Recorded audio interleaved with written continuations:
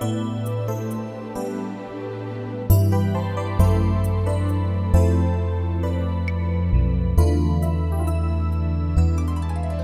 vous salue dans le nom du Seigneur. Je vais vous raconter ce que Dieu a fait un jour pour moi dans ma vie. Auparavant, j'étais un garçon qui était dans le monde et j'aimais faire la fête. Boire, me droguer, sortir avec les copains, on vivait comme ça et c'était devenu une habitude. Et un jour, alors que j'étais au volant de ma voiture, et je le dis à ma honte, j'ai bu, je m'étais drogué et j'avais mon fils avec moi dans la voiture. Il n'avait pas tout à fait 6 ans. Et bien sûr, par l'effet de la drogue, de l'alcool, j'ai commencé à rouler vite, même très vite. Je roulais sur des petites routes de campagne. Et là m'est arrivée la chose la plus terrible que j'ai pu avoir dans ma vie. Par la vitesse, par l'alcool, par la drogue, par les tromperies qu'il y a dans ce monde, je roulais inconscient du danger. Et on dit toujours, ça n'arrive qu'aux autres, mais ce jour-là, c'est à moi que cela est arrivé. Et je vous le dis en vérité, d'après les pompiers, ma compagne et les personnes qui sont arrivées quelques minutes après l'accident, ça a été un accident d'une rare violence.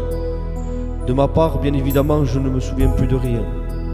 Mais d'après ma compagne, qui était là avec les pompiers, c'était horrible. J'aurais percuté 2 platanes. Avec mon fils, nous avons été projetés de la voiture à des dizaines de mètres. Mon fils, qui n'avait pas encore 6 ans, c'était un bébé à mes yeux. Il a été projeté par le pare-brise arrière de la voiture à des dizaines de mètres et il a atterri sur la route. Et d'après, il gisait là, entre la vie et la mort. En ce qui me concerne, j'ai été projeté hors de la voiture par ma porte et aussi à plusieurs dizaines de mètres de la voiture. Et étant projeté, ma tête aurait percuté le pare-brise et le montant de la voiture. Et d'après, ma situation était plus qu'en danger. Nous avons été amenés par hélicoptère en urgence aux hôpitaux de Toulouse.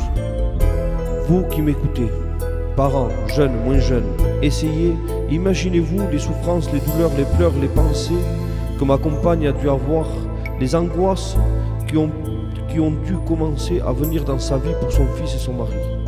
Et là, alors que mon fils était dans l'hôpital, les docteurs lui faisaient des radios, tous les examens nécessaires, et les docteurs ont vu que mon fils avait les os de la tête au niveau des oreilles brisés, qu'il avait une grosse ouverture derrière la tête et plusieurs contusions. Quand les pompiers avaient pris mon fils, ma compagne me racontait que quand ils étaient avec eux dans le camion, à des moments d'un coup, il se mettait à pleurer et après plus rien. Et les pompiers lui disaient « Madame, il combat. » Mais il combat contre quoi, monsieur? Il combat contre le coma.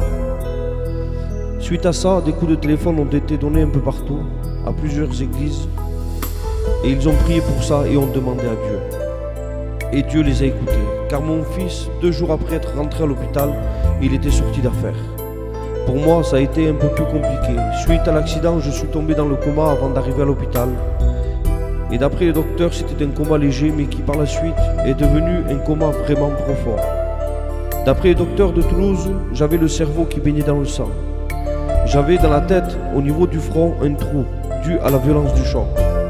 J'étais condamné par la médecine. Les docteurs disaient qu'ils n'avaient plus rien à faire, que j'étais condamné. Ils disaient à la famille, si vous avez un Dieu, priez-le. Et plusieurs églises ont prié pour moi.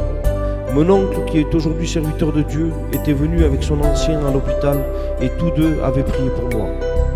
Et vous savez, on a un Dieu d'amour, de bonté, qui ne laisse pas le malheureux qui crie à lui, avec un cœur sincère et vrai. Il écoute les prières, les supplications, les pleurs de notre cœur, parce qu'il est ce divin berger qui veut tout nous donner. Et c'est alors qu'une dizaine de jours après, eh bien, je me suis réveillé, je suis sorti du coma. Et à l'heure où je vous témoigne, où vous m'écoutez, je peux vous dire que nous avons un grand Dieu. Suite à ce coma profond, je n'ai aucune séquelle. Je suis allé voir un docteur à peu près 1 an après, et il n'en croyait pas ses yeux. Il disait, ce n'est pas normal. Il y en a, pour même pas le quart de ce que vous avez eu, ce sont des légumes. Ils sont dans des chaises roulantes pour la fin de leur vie. Mais moi, aujourd'hui, je sais qu'il y a quelqu'un qui peut faire toutes sortes de miracles. Et cette personne, c'est celui qui a tout créé. Et surtout, c'est celui à qui nous devons notre existence. Notre souffle de vie et son nom est Dieu, le créateur de toutes choses. Je voudrais dire à celui ou celle qui m'écoute, n'attendez pas de passer par un problème, une difficulté. Ne regardez pas aux autres, ne regardez pas à vos problèmes quotidiens, mais regardez en Jésus-Christ. Père, mère de famille, jeune, si vous êtes découragé, attristé, sans force, angoissé, votre solution c'est Jésus-Christ. Approchez-vous de lui et vous verrez comment Dieu récompense, comment Dieu bénit celui qui lui demande pardon avec son cœur. Et qui reconnaît et qui dit oui, Seigneur, j'ai besoin de toi. Tu es celui en qui je remets ma vie, mon existence, parce que tu es mon Créateur. En moi, Dieu a opéré le miracle, ainsi qu'à mon Fils en nous gardant. Mais je voudrais te poser une question. Que Dieu vous garde à tous. Mais si un jour il vous arrivait la même chose qu'à moi, où est-ce que vous partiriez? Je vous le dis, suivez le bon chemin, combattez le bon combat et vous ne serez pas déçus. Que Dieu vous bénisse. Amen.